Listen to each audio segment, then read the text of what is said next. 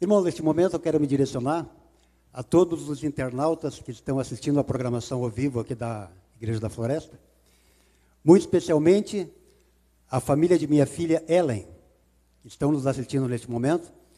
Eles moram lá em Cotia, na Grande São Paulo. A minha filha Ellen, ao meu genro Edu, a minha netinha Ana Lia, ao meu netinho Eric e a minha netinha Maia, a todos vocês um feliz sábado e aquele abraço.